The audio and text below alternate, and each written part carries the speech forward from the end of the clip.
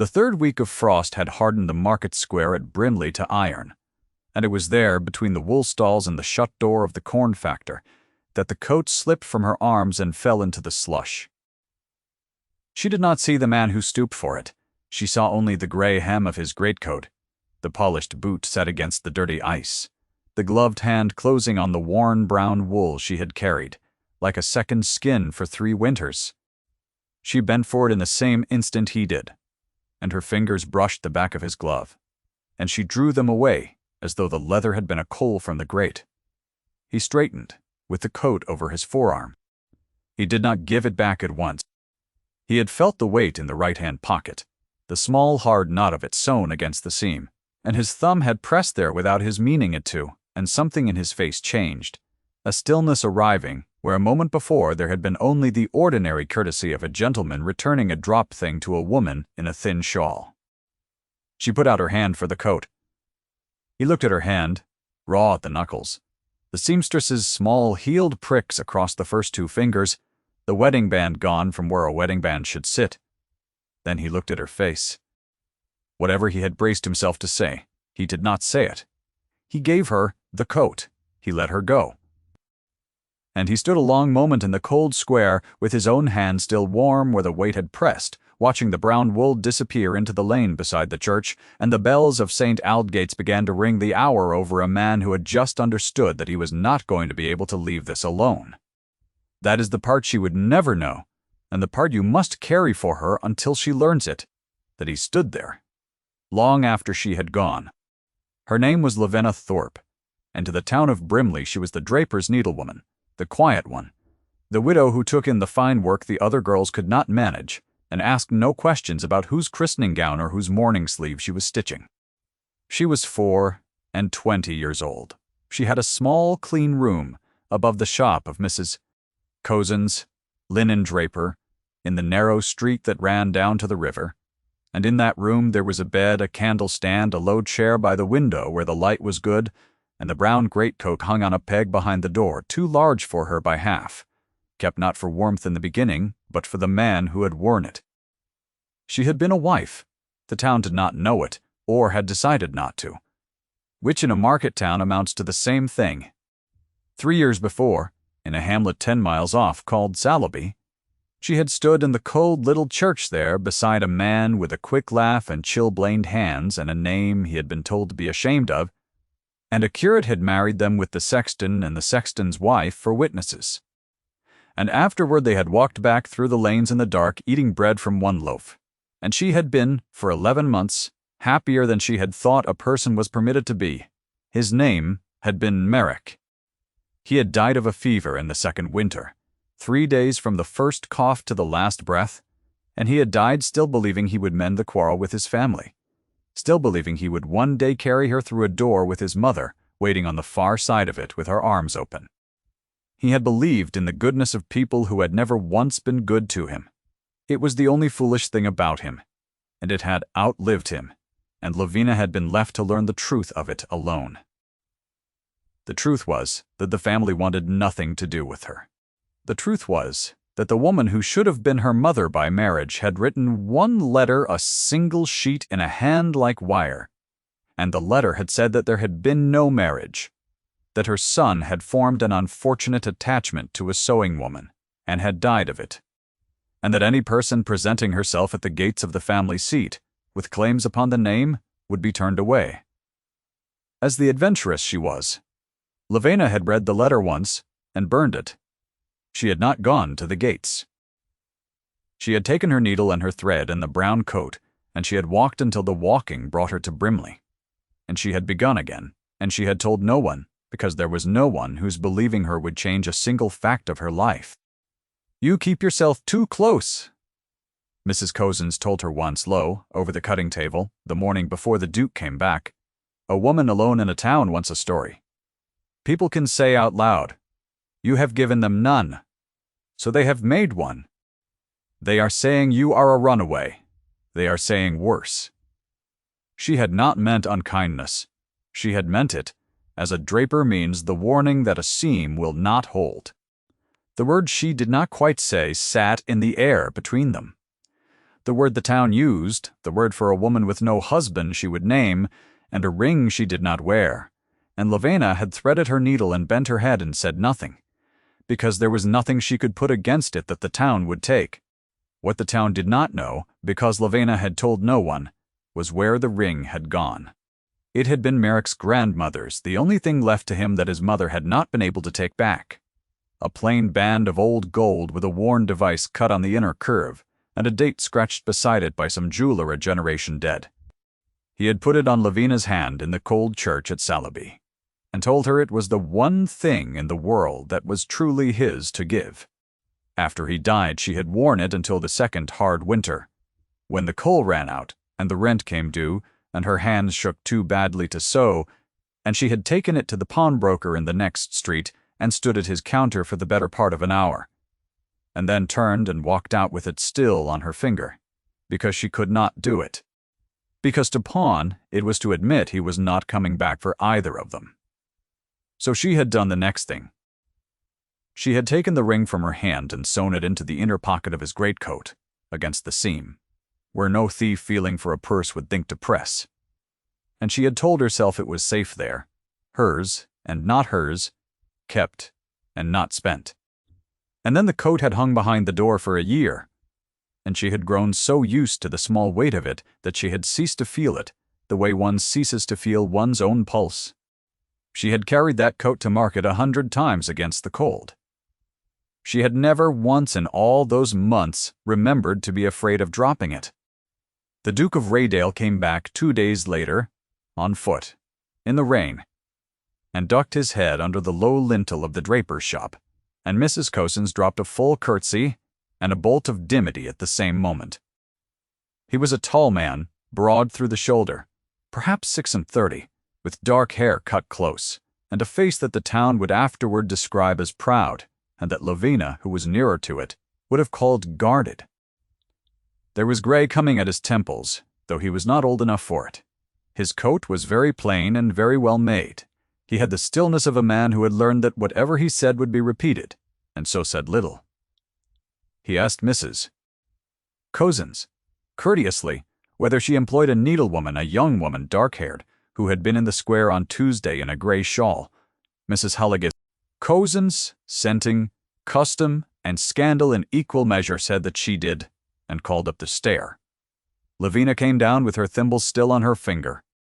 She knew him at once for the man from the square, and she felt the old wariness close over her like a shutter, the readiness to be told she had done something, taken something, been somewhere she ought not.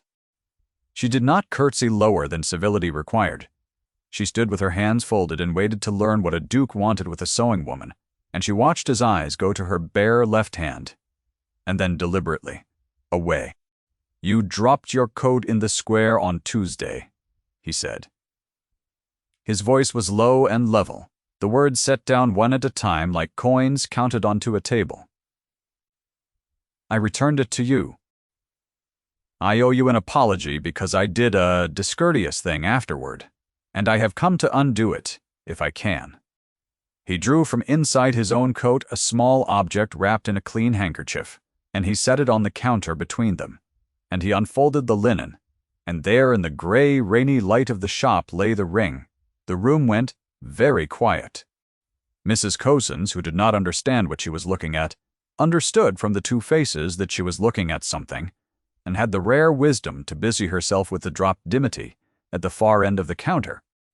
"There was a weight in the pocket," the Duke said. "I felt it when I lifted the coat, and I'm ashamed to tell you that I went home, and I could not account for it, and that night I sent for the coat, and I opened the seam. I had no right. I will not pretend I did. Still I have cut it open, and I have found this, and I have read what is written inside it, and I find I cannot give it back to you across this counter as if it were a button you had lost." He paused. "The device cut on the inner curve is the device of the Vexmore family. The date beside it is a marriage date. I should like, if you will permit it, to be told whose ring this is, and why a needlewoman in Brimley has sewn it into the lining of a man's greatcoat, rather than wear it on her hand." Levena looked at the ring she had not seen in more than a year. She looked at the worn gold and the small scratched date that was the date of the only wholly good day of her life, and she felt 3 years of silence press up behind her teeth, and she made the choice she would not have made for any other man, because this one had taken the trouble to ask the question instead of answering it for her. "It is my ring," she said. "I am the widow of Merrick Vexmore. We were married at St. Aldgate's Church in Salaby, and his family has said that we were not." She told him the rest in the low, even voice of a woman who has rehearsed a thing only in the dark, and never aloud. And he listened without once interrupting her, his eyes on her face, his gloved hands still on the counter. She told him of the secret marriage and the quarrel and the fever, and the letter in the hand, like wire. She did not weep and she did not plead. She did not ask him for anything, and it was this, he would tell her much later, that undid the last of his caution, the way she laid the worst facts of her life, before a stranger flat and unadorned, like a draper laying out cloth, asking him to make of it what he would. When she had finished, the Duke was silent for a long moment. Then he wrapped the ring again in the handkerchief, and he placed it in her hand, and he closed her raw fingers over it with his own, briefly, and the brevity of it was the whole of his courtesy and the whole of his restraint. "The Dowager Lady Vexmore," he said, "is the aunt of a young woman I am pressed on every side to marry. I dine at Raydale Court 3 nights hence in company that will include her. I had not, until this week, any particular wish to attend." He drew back his hand. "Keep the ring on your finger now, Mrs. Thorpe. Where it belongs, a thing kept hidden cannot defend you." He bowed, and ducked again under the lintel, and was gone into the rain, and Levena stood in the empty shop with the ring warm in her closed hand, and her own heart going like a thing that had forgotten how, and Mrs. Breedy. Cozens came down the counter at last and looked at her and said very quietly, "Mercy. So there was a husband after all." And for the first time in 3 years someone in Brimley believed her, and it was almost more than she could bear. Raydale Court stood above its park 6 miles from the town, a long house of grey stone with tall windows that held the last of the afternoon, and the Duke of Raydale walked its gallery alone in the days before the dinner, with the ring's date turning in his mind. He had not told her the other thing. He had not told her why a man of 36 had no wife of his own to sit at the head of his table, why the nurseries at the top of the house had been shut these 4 years, with the dust sheets over the cradle that had been carried up and never used. He had married, at 30, a gentle, laughing girl named Cosima, whom he had loved without measure, and married against his family's wish that he look higher, and she had died in her bed in the spring, with the child. Both of them. In a single night that had taught him precisely how much the world's good opinion was worth, when set against a single breath that would not come. He had learned in that one night that rank protected nothing that mattered. He had not said any of this to the sewing woman in the shop, but standing in his gallery he understood why he had opened the seam of a stranger's coat in the dark, and why he had not been able to put the ring back without learning whose it was. And the understanding moved in him like a stone, shifting, at the bottom of a deep well, and he was for the first time in 4 years afraid. In the particular way a man is afraid who has decided to want something again. I will tell you plainly, because you have come this far with her. The Duke had every reason of rank and fortune and family to let the matter rest, and not one of those reasons weighed a feather against the look of her bare hand. Hold that against what the Dowager does next. Then we will go on. The Dowager Lady Vexmore arrived at Raydale Court in a coach with the family arms freshly repainted on the door, and she brought her niece, Lady Honor Catesby, and she came in the full confidence of a woman whose plans had never once failed to arrange themselves around her. She was past 60, upright as a fire iron, dressed in the deep, expensive black she had worn since her son's death, as though grief were a kind of consequence she had purchased and meant to display. She had 3 things she wanted from the season, and she counted them to herself like a rosary. She wanted the Duke for her niece. She wanted the small Salaby property that had been her younger son's to revert cleanly to the family, now that the inconvenient business of his death was 4 years cold. And she wanted, above all, never again to hear the name of the sewing woman her son had thrown himself away upon, the creature who had written her once. A single, shaking sheet, claiming a marriage no one had witnessed, and no court would honor. "My son had an unfortunate softness," she said to the Duke, at his own table in the carrying voice of one who wishes to be overheard. When the meats had been cleared and the conversation had drifted, as she steered it, toward the follies of young men, he was forever taking up with persons beneath him. There was a sewing girl at the end, if you will credit it, who had the effrontery to call herself his wife. We were obliged to be firm. One is always obliged to be firm with that sort. They mistake a gentleman's kindness for a promise. It was the second time the thing had been said of Lavina, though she was not in the room to hear it, and it was said now in the most public way the dowager commanded before a duke and a dozen guests and the long ranks of the duke's own servants. And Lady Honor laughed her small agreeing laugh, and the duke, at the head of his table, down his glass with great care and said only in his level voice, "I find I am not fond of the phrase 'that sort,' my lady. It has done a great deal of harm in the world to people who did not deserve it." And the dowager, who had not been contradicted at a dinner table in 30 years, mistook the mildness of it for nothing at all, and went on to the syllabub.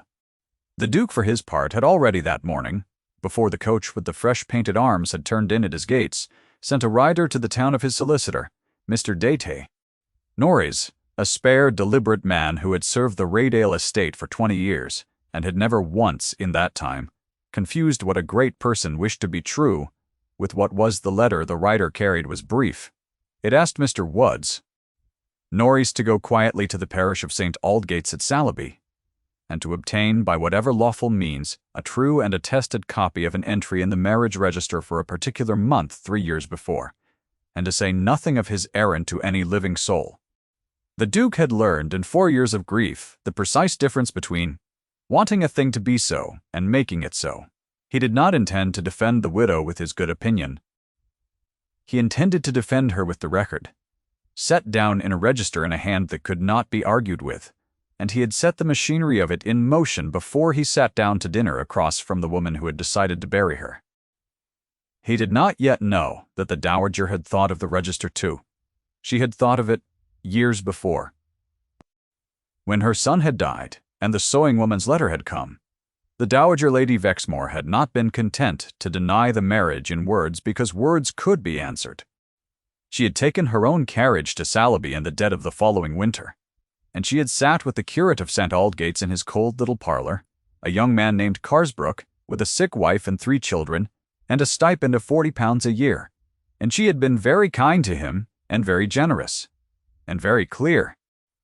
By the time she left, a leaf of the register that bore the entry of her son's marriage to the sewing woman had been cut from the book with a penknife and burned in the curate's own grate, and the curate had a new living promised him, in a warmer county, and the dowager had driven home through the snow, believing she had closed the last door.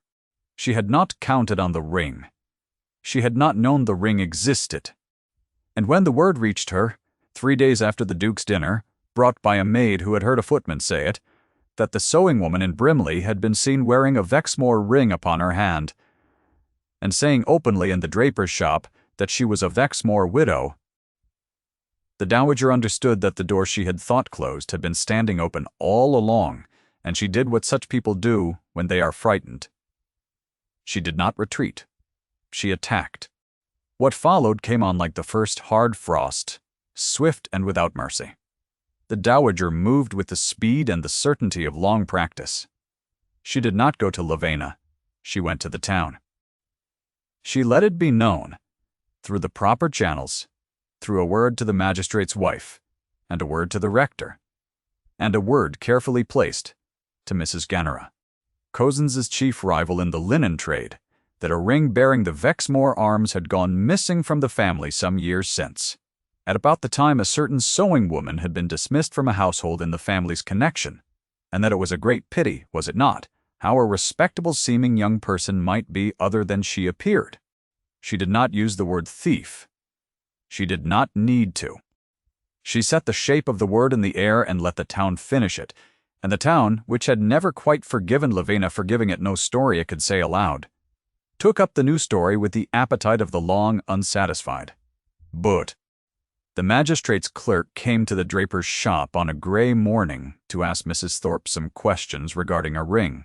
Word of his coming ran ahead of him down the narrow street, and by the time he arrived, there were faces at the windows and faces in the doorways, and Lavina stood in the middle of the shop with her work fallen in her lap and heard through the open door a woman she had nursed through a fever the winter before say to another woman, not troubling to lower her voice, "They are saying she stole it off the family she worked for.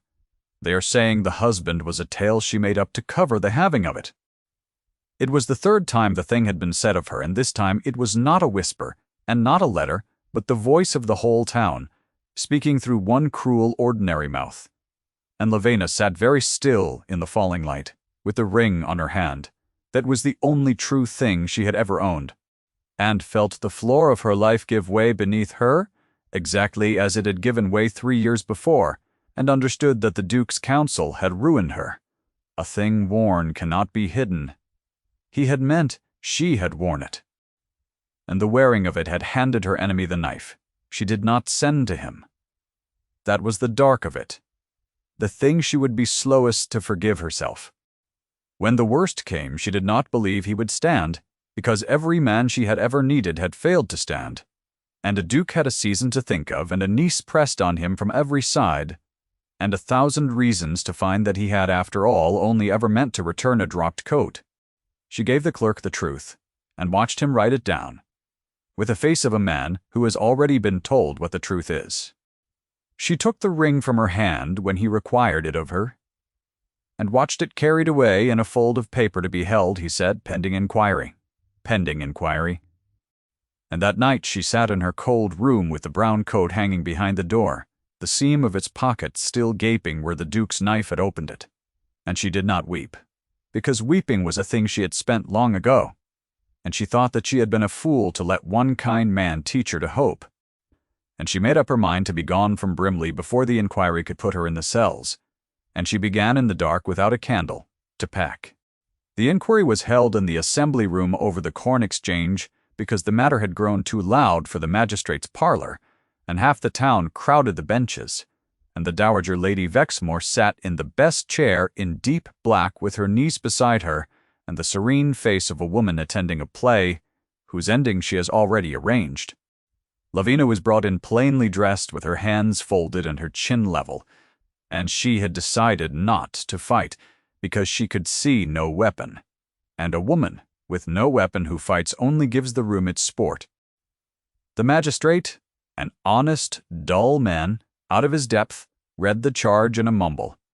The dowager's man of business rose and spoke smoothly of the missing ring, and the dismissed servant, and the convenient tale of a marriage no register recorded, and he produced with a flourish that the dowager had coached into him a letter from the former curate of the parish of St. Aldgates, removed now to a comfortable living in the West, attesting that he had searched his register and that no such marriage appeared therein in that year or any other.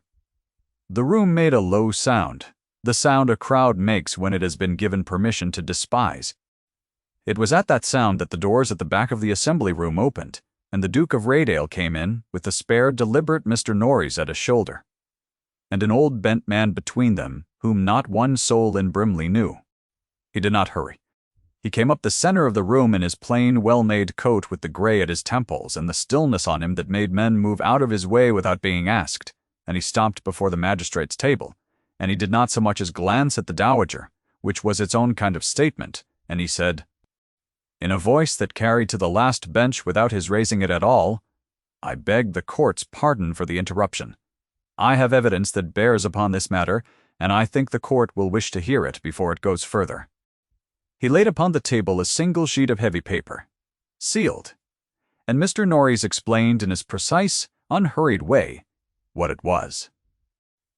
It was not the parish register, the solicitor said, for the leaf of the parish register concerning the month in question had, most unaccountably, been cut from the book some years since with a sharp blade, a fact the present incumbent of St. Aldgates had been distressed to discover, and had confirmed in writing. Yet every parish in the kingdom was required by long law to send each year a true copy of its registers to the office of the bishop. And that copy, the bishop's transcript, lay safe in the diocesan registry where no penknife in a country parlor could reach it. Norreys had ridden to the cathedral town and obtained from it, under the proper seal, an attested copy of the entry for the marriage, on the 14th day of that month 3 years before, of Merrick Vexmore, bachelor, and Lavina Thorpe, spinster, both of the parish, by license, before witnesses. He read the names into the silent room. He read the date that was scratched inside the ring.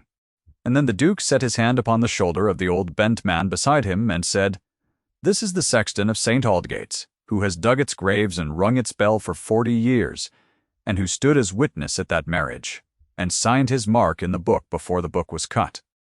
He has come 10 miles in the cold to say so. I think he should be heard." The old man was heard. He stood gripping the table with both knotted hands, and he told the room in the slow, flat speech of the country, of the cold afternoon and the young gentleman with the chilblained hands and the dark girl in her best gown, and how he had stood up with them because there were no grander folk to do it, and how he had been sorry to his heart to hear the young man was dead, and how no one in this world or the next would make him say a wedding had not happened that he had seen with his own 2 eyes and signed his name beneath. He did not understand the half of what was at stake. He understood that a girl was being called a liar for a thing he knew to be true, and the plain, unanswerable weight of his knowing fell on the room like the first heavy snow of the year, and the room which had been so ready to despise went silent in a different key. The Dowager Lady Vexmore had risen at some point during the reading of the transcript, though afterward no one could say quite when, and she stood now in her deep, purchased black with one hand against the back of her chair, and for the first time in the memory of any person present she had nothing polished to say. The calculation showed bare in her face for the length of a single breath, the swift, cold reckoning of a woman discovering that the door she had burned shut had a window she had never thought to bar. Then her hand tightened on the chair, and she opened her mouth to begin again to make the smooth thing of it. She had always been able to make the Duke turn to her. He had crossed the room without anyone marking that he meant to, and he stood now between the Dowager and the bench where Lavina sat, and he looked at the old woman not with triumph, and not with cruelty, but with something almost like pity, which was worse, and he said the only words he was going to say to her, and he said them once. In the room where her son's name had been used against his widow, "This is Merrick's wife, and I will see her honored." He let the words sit in the silence the description of him had created. He did not enlarge upon them. He had crossed a room and laid down the record and claimed her honor in 10 plain words, in the very arena where her name had been used to shame her, and that, the nature of him being what it was the whole of what he would do. And it was enough. The Dowager Lady Vexmore sat down.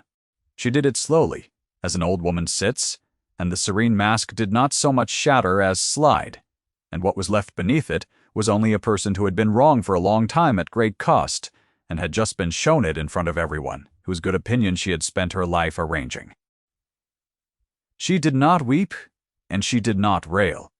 She said in a voice gone suddenly thin and very nearly her age, "He was my son," as though that were an argument, as though it had ever been one, and Lavina on the bench, who had more cause than anyone alive to resent her, heard in those 3 words the whole of a grief the woman had been too proud to feel honestly.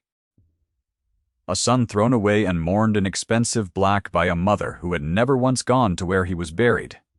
And Lavina, being who she was, found she could not hate her after all. The magistrate, much relieved to have the matter taken out of his hands, by a man who plainly knew his business, dismissed the charge.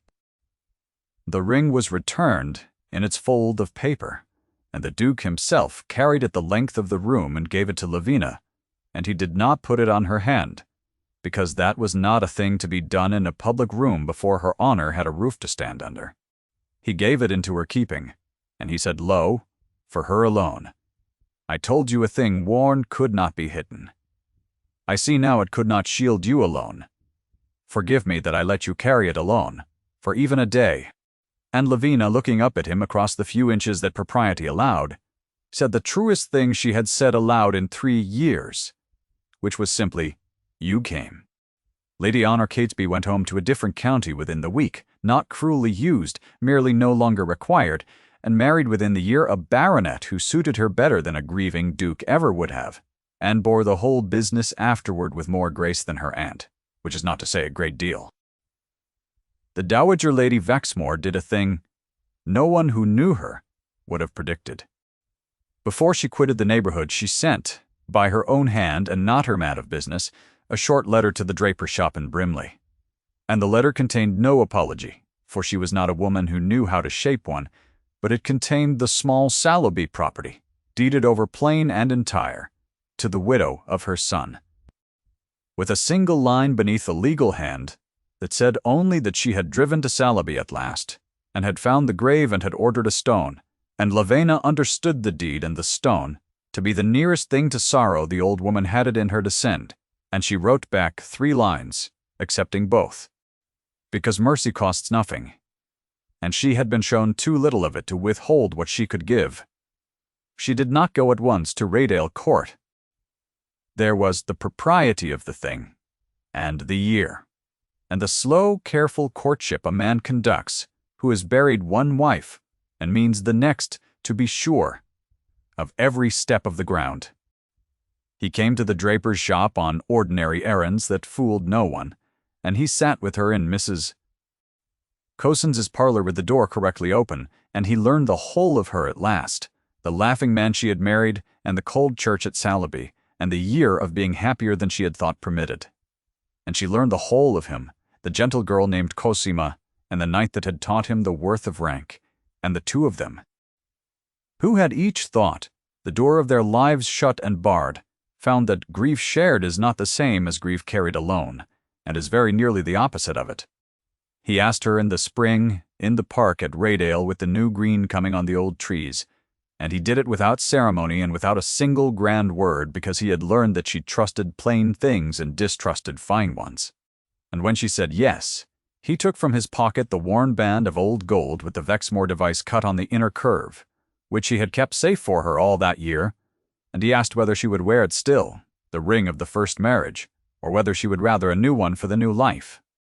And Lavinia thought a long moment, turning the small old thing in her raw, clever fingers, and she said that she would wear Merrick's ring on her right hand for the year she had been given and the man who had given it, and his upon her left for the years to come, and that she would carry both, because she had learned that a life is not made by closing one door to open another, but by being large enough to hold them both open at once.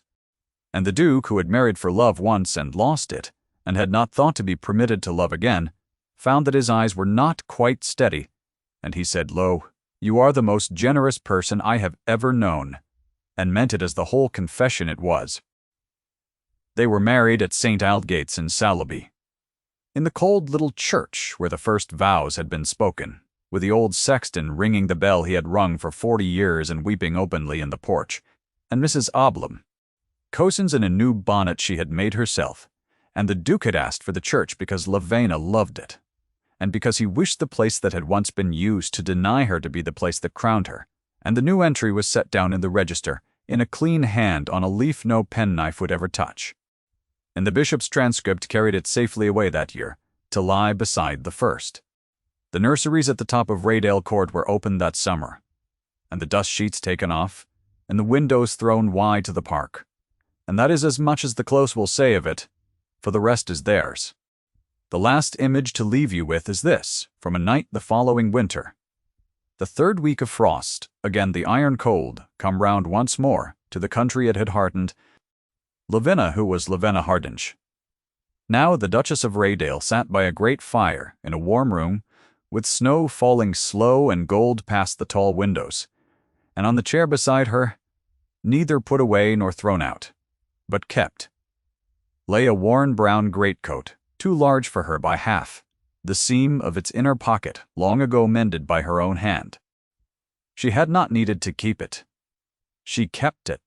And now and again, when the fire had burned low and the house had gone quiet, she would lay her 2 ringed hands upon the old brown wool and feel, beneath her palms, the warmth the fire had put into it. and remember a square gone hard with frost, and a coat slipped from her arms into the slush, and a gloved hand that had stooped for it, and had not. In the end, let her carry it alone. If Lavena's journey moved you, I hope you will stay a moment in the quiet of it before you go, and remember her when next you see a kindness done plainly, without a word said. Thank you for staying until the end.